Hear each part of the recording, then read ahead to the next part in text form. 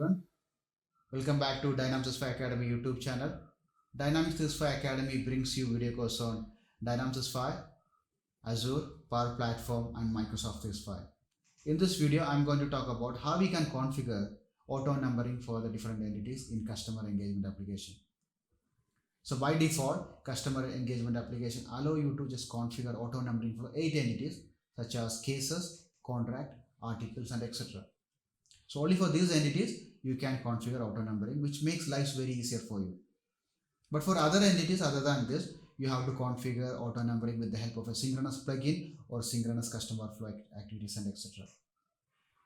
So I'll just share my screen and show you how we can configure auto numbering for these entities. So if you want to configure auto numbering for the entities in Dynamics 365 customer engagement, you have to navigate to settings and then go to administration and then auto numbering. So I'm already navigated to settings and administration and auto numbering here. So as I already mentioned, we can set up auto numbering for 9 entities in the new version of customer engagement application. That includes contract, cases, codes, orders, invoices, campaign, articles, categories, and finally knowledge base articles. So if I'm just looking for cases over here, the prefix given here is CS, and there is a prefix which I can change. Then there is a suffix length which I can select among 4, 5 or 6 characters, and this is a preview that you are seeing here. So if I'm trying to check the contact records, or I'm sorry, for case records, I'm going to check here.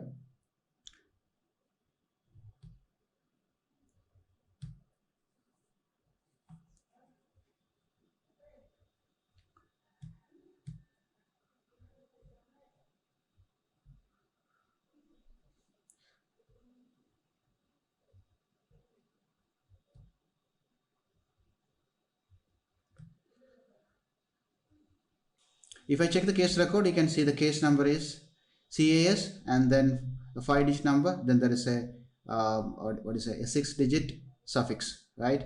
So which I can change. Here it is CS. I can also change that into instead of case, maximum 3 letters I can mention. I can change that to CS and then change this to 4 characters or 5 characters for that matter. So this give me a message saying that these changes will apply only to all those records that use auto numbering. To continue, okay, I just click OK and then I OK over here once again. So now for every other record which I'm going to create newly, for those records the auto numbering will be set to this in this new format. It will take a little time, so we have to wait for it. So this, it will change the new formatting.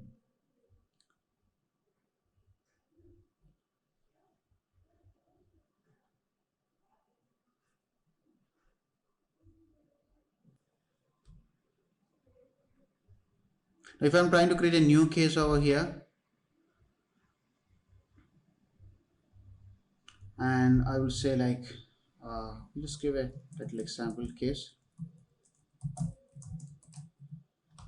Customer I have to select the customer, and then when it is, I save it. Let's see what case number we get. So I got the case created, and here you can see the auto numbering for the case has been changed to CS hyphen this 5-digit number, which you cannot change anyway, and then the suffix is changed to 5 characters from 6 characters. So if I want to change that again, I can do it. I can come back here. It is taking a little more time, even after this configured, it will take little more time. So this is what we change here, right? Now if I want to change that back again for the next record onwards, after I configure it, it will change. So that's how we can change the auto numbering for case record or any other entity records here. Similarly, I can configure that for codes, orders, invoices, campaigns, etc. I can change that. The prefix can be of maximum 3 characters, 1 to 3 characters. So you can change that into anything as per your wish, and then you have to set the suffix also. You have to set it like this. Okay, so that's how you can just configure the auto numbering for any entity which I have provided on this one. So only for this 9 entities, auto numbering can be configured within the settings administration area. For the other entities, you have to set up a synchronous workflow or a synchronous plugin to achieve the same. I believe this video is useful to you. Thanks for watching.